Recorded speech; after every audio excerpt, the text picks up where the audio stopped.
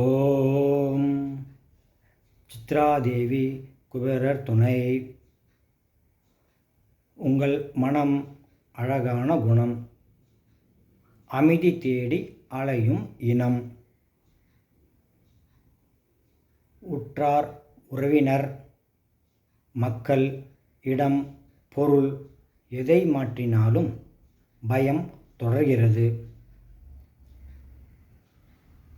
இன்னல்களோ பற்பல.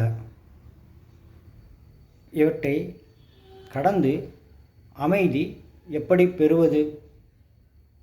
கிடைத்த அமைதி எப்படி நிலைப்பது?